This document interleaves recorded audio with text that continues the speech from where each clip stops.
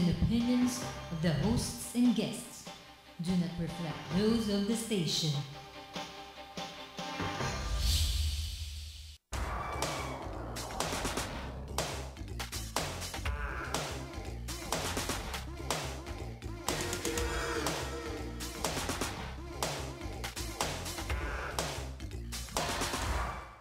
Good morning, everyone. You're watching The Business Portal, your gateway to business trends and opportunities. Welcome to Peaceabilities, live here in GNN. I'm your host, Arman Benko of the Colayco Foundation.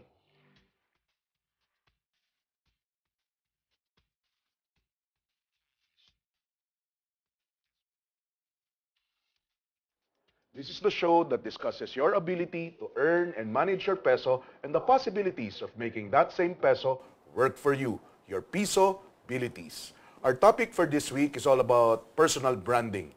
The look, ang sabi nga nung writer natin. Meron siyang hinanda na intro spiel, pero papalitan ko lahat yan because I have to give credit where credit is due. The reason why we have this Peaceabilities program dito sa GNN is because of our guest today. Hindi ako mahihiyang sabihin, marami ako naging mentors, hindi nga alam at his young age, kinokopya, ginagaya, pinapanood, and try to emulate this guy. I've known him for 10 years. 10 years na yan, mamaya papaalala ko sa'yo. I'd like to welcome in the show the guy who is responsible for bringing us here sa GNN, si Pocholo Gonzales. Welcome to the show, Pocholo. Hi, Sir Arman. Thank you for inviting me. Nakita mo yung script ko sa prompter, hindi ko sinunod.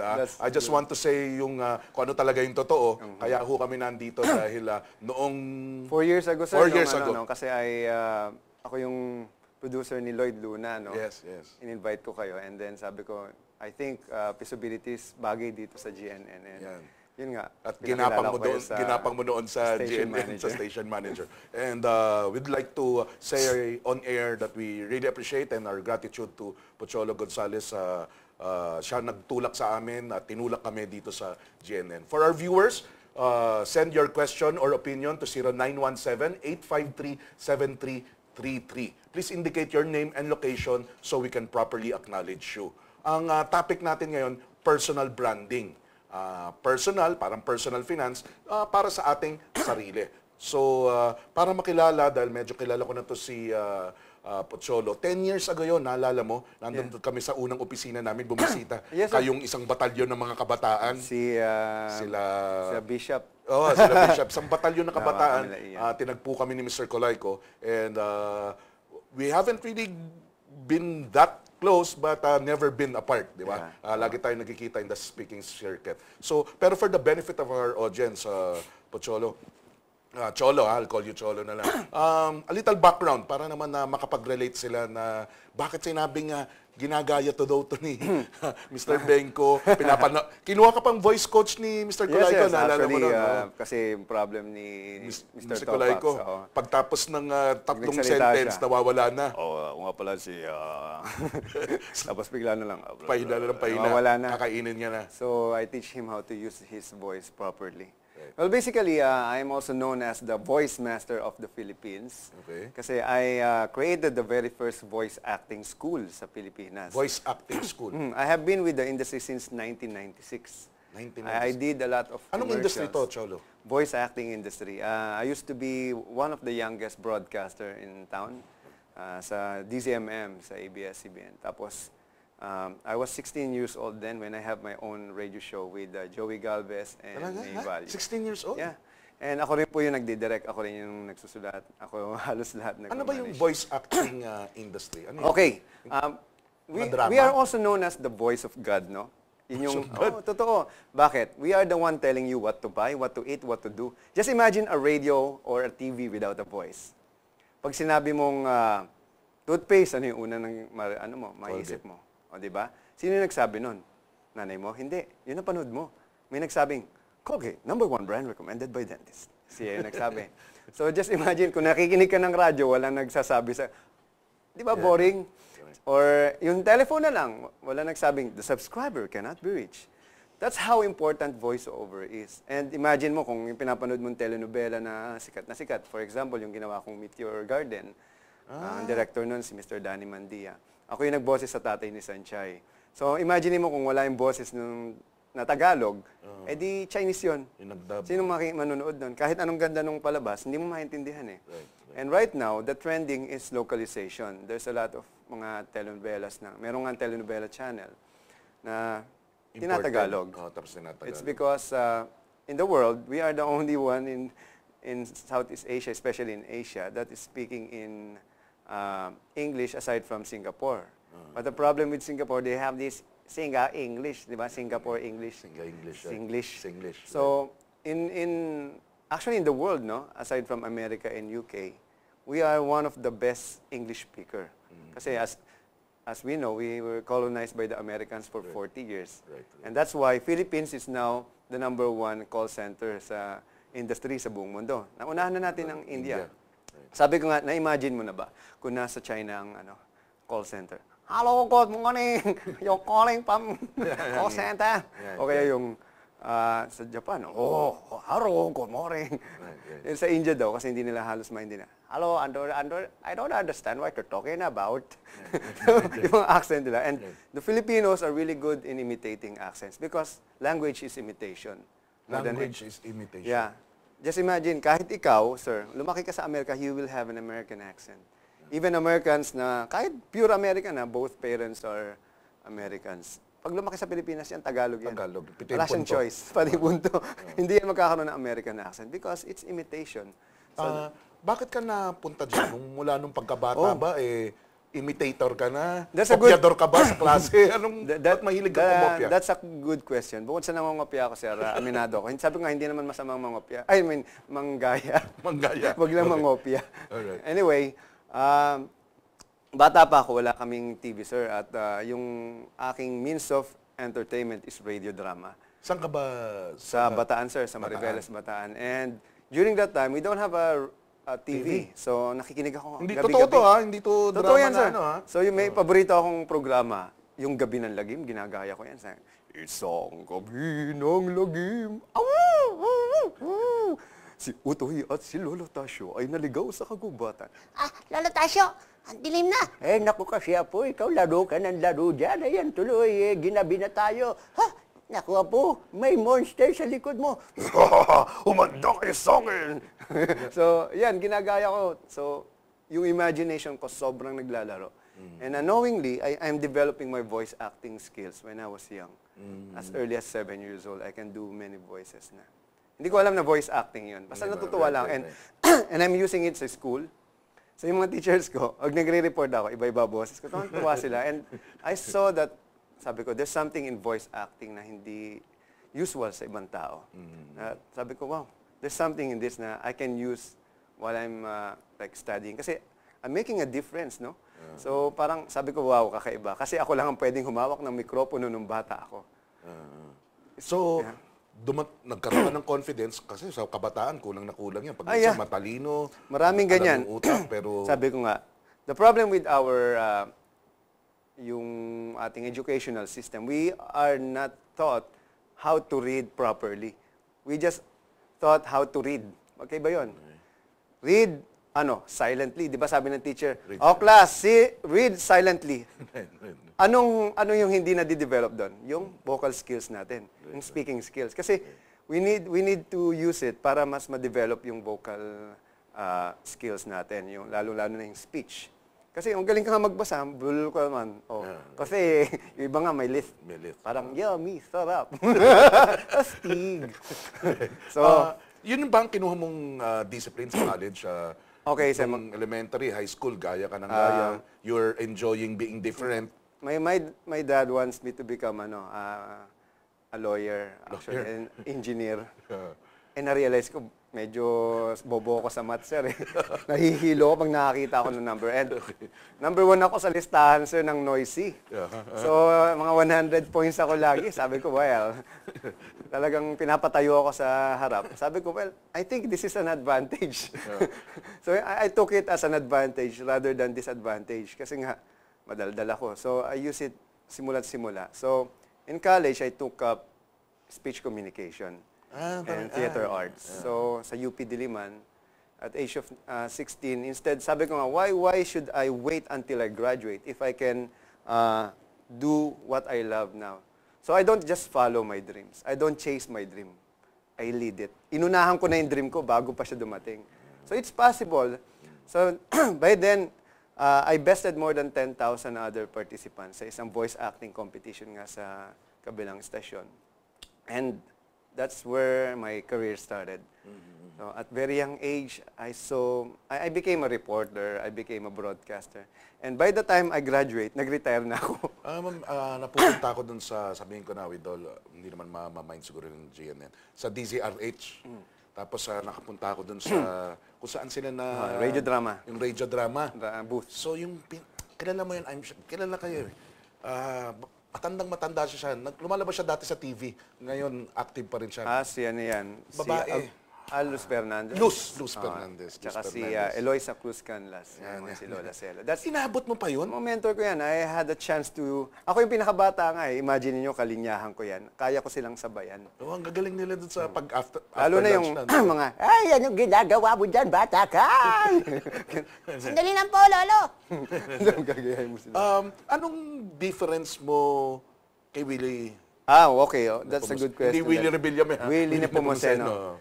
Basically, one of my idols si Willie Nep. Sobrang idol ko yan. I can do almost all his voices, but I can't do yung face. He is not a voice... Sayang yung ganda ng lalaki mo para pinturahan mo eh. No? Ang tawag sa kanya, voice performer. He's not considered a voice actor. Bakit? A voice actor is a voice performance by an unseen voice performer, and it is recorded.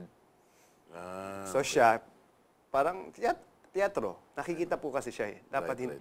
Kung gagawin ko yung, for example lang, sila Erap. Siya, kailangan niyang magmukhang Erap. So, mula, pare, masasabi ko lang, pare, huwag yung subukan. Bakit yung subukan? So, kaya kailangan siya. Ay ako, hindi ko kailangan yun. I just make people close their eyes and they will imagine I am Erap. For example, si FBR, di ba yung mga nuances niyo? Wala pa sa Paul. Mabuhay ang sambayan ng Pilipino para sa Philippines 2000. Thank you. Kaya si Jimmy, ang saya-saya, no? Voice actor, hindi nakikita. Yeah, voice. But does not compromise the entertainment. Hindi na babawasan yung entertainment value. No. Hindi na. And I think ang kagandahan nga sa amin, especially mga voice artists, hindi kami malalao, sir. Kahit anong mangyari, bakit ka mo? Tanong niyo bakit? Hindi ka na kasi nakikita. Hindi kami malalaos. Bakit kanyo? Hindi ka nakikita. Hindi kami kasi sumisikat. Di ba yung mga sumisikat? Yung malalaos mga sikat. So our voice will remain forever.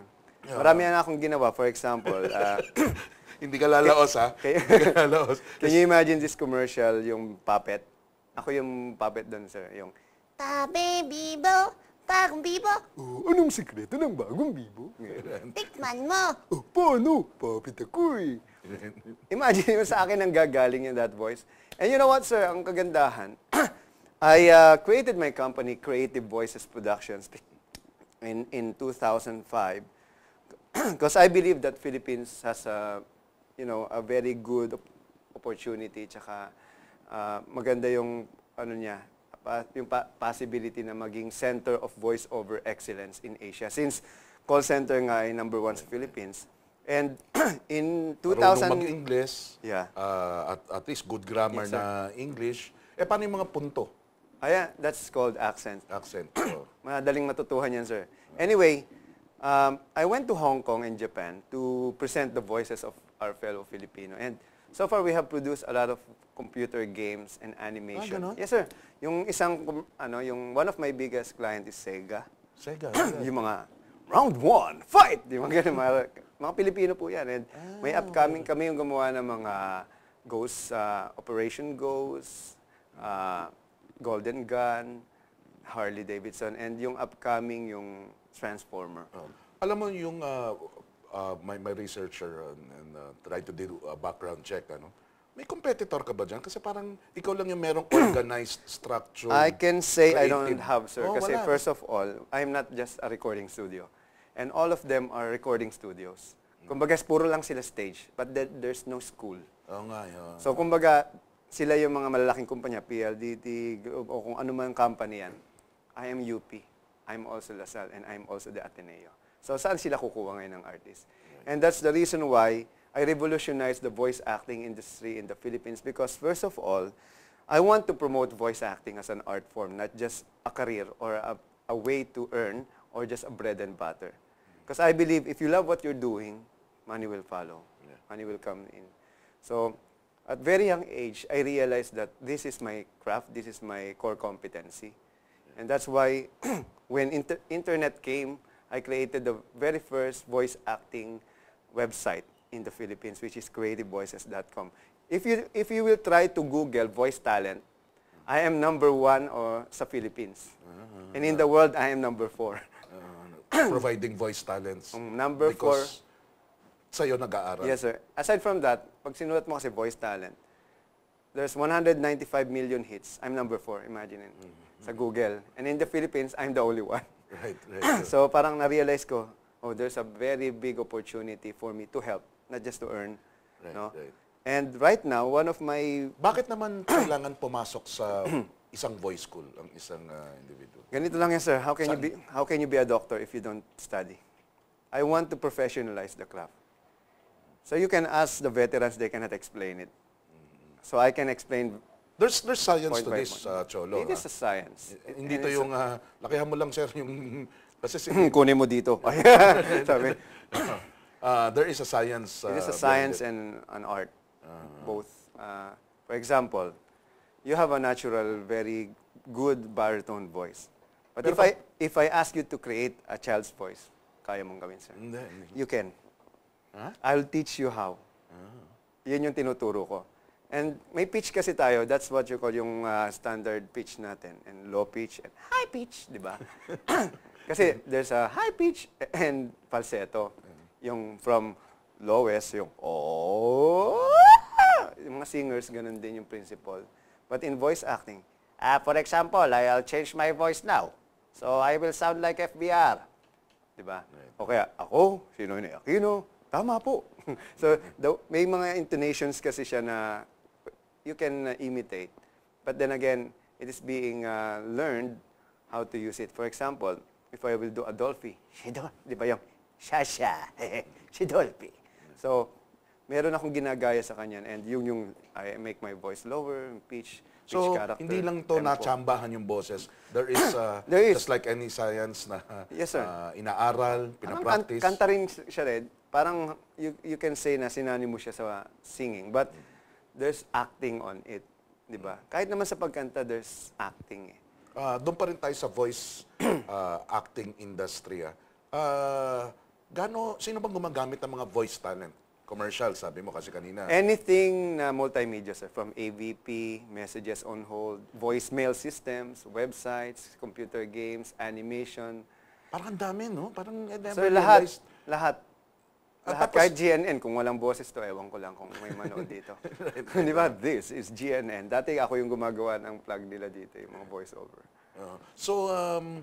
Tsaka in all aspects, hindi lang media, AVPs for companies Yeah, that true. would want to promote. Aside from that, sir, while the technology grows, the need for voiceover also grows.